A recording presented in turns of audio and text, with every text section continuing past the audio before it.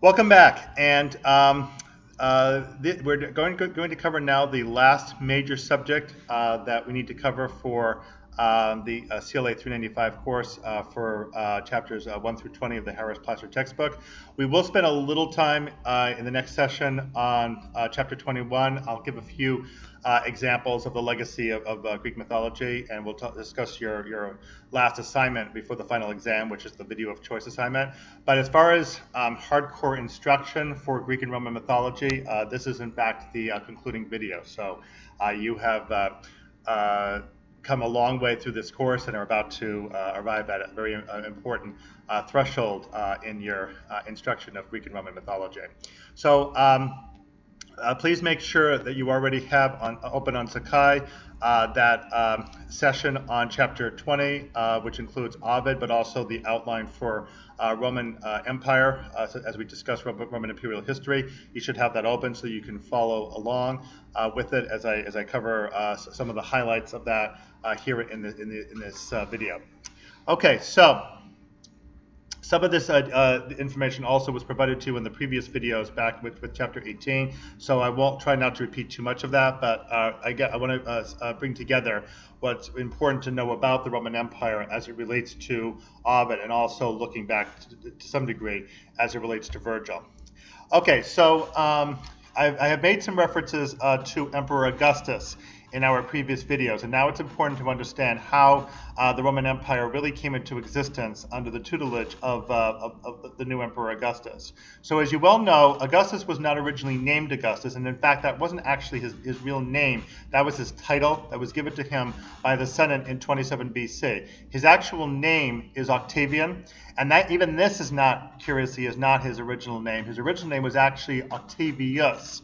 The reason why he became Octavian is that he was adopted by Gaius Julius Caesar as his adopted son. In reality, he was actually the great nephew of Gaius Julius Caesar, but then he was adopted as adopted son. When you're adopted that way into a new family, then your original nomen is turned into an extended form with the suffix in Latin anus. In English, we drop the US, and so all that's left is the AN. And that's actually one of the reasons why there are many last names in the English language that end in IAN. That's part of the reason for that. So Octavian is the second of three names for this first emperor of Rome, and that's after he's adopted into the Julian family and becomes the adopted son of Gaius Julius Caesar. Okay, so that's the name that we know of him second time around in his pre-emperor position. So once he triumphs over Brutus and Cassius after Caesar's death, and then does away with Lepidus, and then finally dispatches Mark Antony in the Battle of Actium. He becomes the sole ruler of Rome, and recognized as the savior of Rome, he is given the name of Augustus. Now, as I alluded to in the previous video describing the empire, Augustus had a position that really was contrary to the original Roman Republican Constitution in several ways. Obviously, it was not constitutional for any single individual figure to have more power than any of the other institutions of Rome. Of course, that had been flouted for at least a couple of centuries with figures like Pompey, Caesar, Crassus, and Mark Antony, and ironically Octavian himself. So, and prior to that, of course, there were the wars of Sulla and Marius, where there too there were individual figures taking over the city and running things, with the Senate basically sitting back and allowing it to happen because they didn't have any power themselves to really steer things or put a stop to anything. So that wasn't exactly news. But in addition, there was the difficulty that Augustus now had specific control over not only the city of Rome, but also all the provinces. In previous Roman civics under the Republic, you had the so-called cursus honorum in Rome, which is that you went through a whole series of offices. If you were a patrician, and more on that coming up in a bit, you went from quaestor, which is treasurer, to aedile, which is essentially a city administrator, to praetor, somebody in the military, and finally consul, if you made it that far up, consul, one of the two top administrators. However, at some point in the middle of that, you could break away and go out to a province and receive a governor position, and then become what was called pro-praetor or pro-consul, which meant that you would have the equivalent of praetor or consul powers out in the province. And as such, you would therefore have imperium or command. But the major thing about command, as we talked about in the previous video, is you could only have imperium under the Republic within Rome or outside of Rome, but not both in the same time. And you could not transfer your imperium from one to the other. And that's the big difficulty that came up with Caesar about having to cross the Rubicon, is that he was prevented from entering Italy to stand for consul in 49 BC while he had an army. He asked for permission to take the army with him. It was refused, so then he entered Italy with the army, and that's what started that big civil war. So Augustus had to somehow get past the issue of how to travel all around the provinces without any kind of legalistics getting in his way. And that, as we mentioned in the previous video, that's why his imperium was finally conferred upon him as Maius, which meant both that he had higher power than any of the other magistrates in Rome, like the censors and Pontifex Maximus and any of the others, and also that he would be able to go all around the empire as at will in order to see to provincial affairs. So although there were still governors out in the provinces, that whole setup was still maintained. Now the governors would be answering directly to the Roman Empire and the emperor himself, rather than to the Roman state in some looser form with consuls or anything else, or the Senate as well. So that was the major change that occurs, and that's what basically finally formalizes the empire as an empire with a single person with imperial power, even though there are still some vestiges of a republican setup prior to that. So once he has that in place, then of course Augustus accomplished quite a bit in the Roman Empire, which was to rebuild the city of Rome itself, converting it, as he used to say, from a city of brick to a city of marble. He set up a police force. He set up a fire brigade, the first one in existence in history. He also did quite a bit to foster education and the economy in many different ways. He sponsored the arts and literature and music with Maecenas and Messala to assist him. So he did a lot to accomplish, and he did quite a bit to foster loyalty for Rome among the provinces as he traveled around in order to establish better secure relations between the provinces and Rome, and did quite a bit also to strengthen security all around the borders. For the most part, Augustus did fine. There were two weak spots that I'll just touch upon briefly here. One was the province of Judea, which had the governor Herod in position.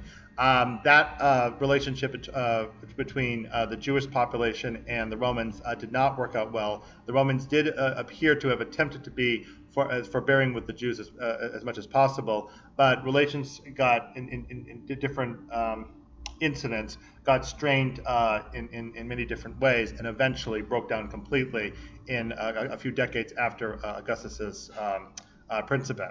So that was one area where things didn't work. The other major failure in Augustus's provincial administration was Germany. Germany itself never actually came under a Roman power, even though the Romans did attempt to cross both the Rhine and the Elbe rivers to expand past Gaul eastward into Germany. Augustus tried, and as well as other members of his family, including most notably Drusus, who was the father of Claudius, as well as Drusus' brother Tiberius, who ended up being the successor to Augustus. Both of them did quite a few German campaigns, but in the end it was for naught. And one of the principal reasons why was that in AD 14, Augustus had 3 legions up in Germany trying to expand territorial possession for Rome, and tragically, all 3 of those legions were led into a trap in the Teutoburg forest, and they were completely annihilated, together with their general Varus. And as a consequence, Augustus had pretty much had to give up any hope of actual conquest of Germany, and any further campaigns were simply meant to secure the border along what now was basically an independent Germany and Gaul. And although there were further efforts made from time to time, there was never any success in bringing Germany into a Roman power. And of course, that's very history changing, considering what went on with Germany many years later. Okay, so that did not work out well. But generally speaking, Augustus was able to establish relatively peaceful relations all through the empire, and that's why this period is referred to as Pax Romana, or Roman peace, sometimes also called the Golden Age for literature, because it was one of the most successfully productive periods for literature, such as with Virgil and Ovid, Propertius, Tibullus, and many other pieces of literature of the day. So that's what we could say about Augustus. As such, because Augustus did quite a bit to sponsor literature, it's worth understanding too that Augustus did quite a bit to sponsor Roman mythology, essentially as derived from Greek mythology, and that's what you really see with Virgil's Aeneid. So you have the whole story of the Trojan War depicted for us in part by Homer's Iliad and Odyssey. There also were quite a few other epic poems that we alluded to in previous videos, the so-called epic cycle, that also describe the Trojan War more formally. Plus, there were quite a few other individual pieces of literature, like the poems of Pindar and Aeschylus Sophocles' Euripides' tragedies and such, that also highlighted specific incidents in the Trojan War. But obviously these are all the Greek stories, and what the Romans are going to do with the mythology is pick up those same Greek stories plus other stories from other places and Romanize them in order to make them part of Roman history.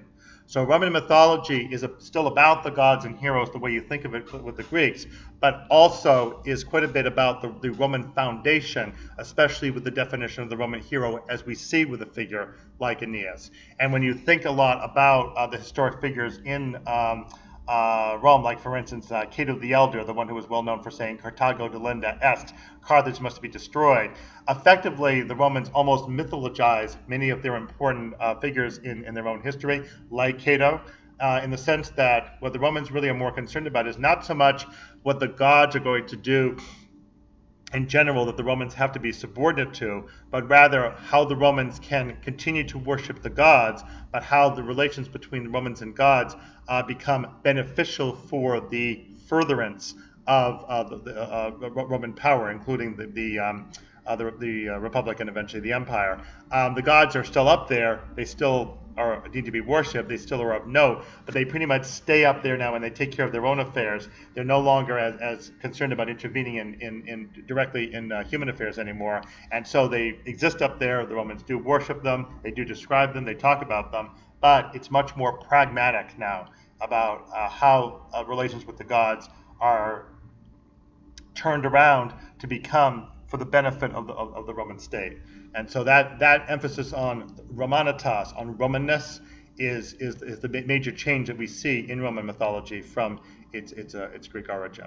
The last thing I want to just highlight here is to put it all together is the Roman civic, so you can see how the Republican government evolved into the empire as Virgil and Ovid witnessed it. So as we talked about before, the patricians are the families of the original senators put in place by the first king Romulus. The actual term given to the senators was patres et conscripti. Sometimes the et is left out and you get just patres conscripti. Patres is the word for fathers in Latin, sort of like the Spanish padres. And patres is also the word for a politician who is acting almost like the father of his country as a senator. And senators, by the way, were usually either appointed by the empire or they were ex-consuls, those who had gone through the cursus honorum after they served their term as consuls could automatically then become senators. So the Senate usually was a separate political body apart from the cursus honorum that usually had its members become automatic ex-consuls, or again could be appointed by the Senate or by the emperor during the empire. So the patricians are the relatives of the senators. The plebeians, as we mentioned, was everybody else who wasn't a senator from a senatorial family. So this is the highest class that you can have until the empire comes along. And originally, only patricians could be in those top offices like consul. Then, as we talked about, the plebeians raised the rebellion in 494 BC and came up with their own government, which had at its top the tribunes, the 3 tribunes who had the power to veto any senatorial act that appeared to be contrary to the interest of the plebeians.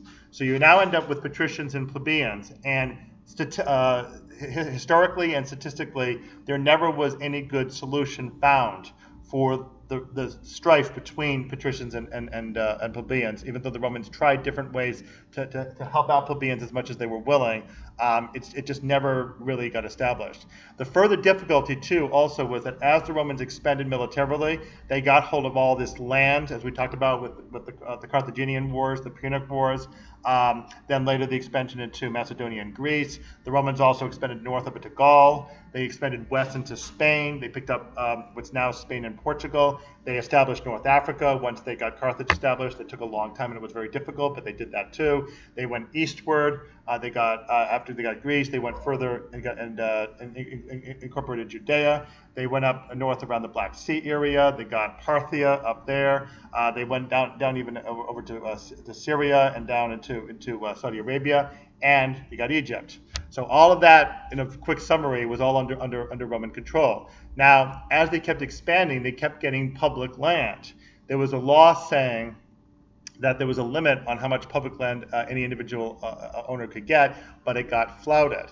One of the consequences of this expansion of the Roman Empire was that not only patricians, but also plebeians who were very successfully connected financially or politically, especially as merchants, could become what were called equites. Equites is another class that develops from the plebeians principally. It's under the patricians, and initially didn't have a lot of a very good social standing. The patricians sort of looked down their noses at them, but they became very prominent during the empire. The equites are those who are wealthy enough literally to own horses. So they're like knights, essentially. And they are the successful entrepreneurs and businessmen. The term that comes out for anybody who is noteworthy like this is nobilitas. Essentially, that's the origin of our word nobility. It means somebody who's not necessarily connected by family like patricians, but somebody who's wealthy enough and well enough connected to have made it in Roman society. So you basically have 3 classes. You've got patricians, wealthy plebeians who eventually become equites, and the not so wealthy plebeians. This 3-way division in Roman social structure is going to ultimately rip apart the Roman Republic. It's one of the principal reasons that the Roman Republic failed to survive. And I'll finally mention once again that the principal tribunes who helped see the Republic to its end were the 2 Gracchi brothers, the ones who recognized the flouting of the law about the public land. They were the ones who tried to resist that. They raised rebellions, and they ultimately ended up being assassinated. The other place where a tribune's appearance turned out to be historically momentous was at a point when in the early 80s BC, when the Romans were beset with an onslaught by Mithridates, who was the king of the Pontus province right near the Black Sea. When Mithridates invaded, the Romans were planning to send their conservative Optimas senator Sulla, Lucius Cornelius Sulla. However, the tribune at the time vetoed that with his veto that could not be overridden. And then the Tribune Assembly, the plebeian assembly, agreed to vote in Gaius Marius, the enemy of Sulla, who had been triumphant previously down in North Africa. This very popular leader now became the general instead of Sulla, and that led to the civil war that ultimately led to the reign of terror of Sulla, 81 to 79 BC. So the tribune's power was always there lurking in the background, and it turns out its presence in the Roman Republic, when it was actually asserted at key times, ended up destabilizing and eventually bringing down the Republic and allowing for the growth of the empire. Okay then, so that completes our overview of the Roman Empire, and in the next videos we'll be looking at the legacy of Greek mythology and your final assignments to complete for this course.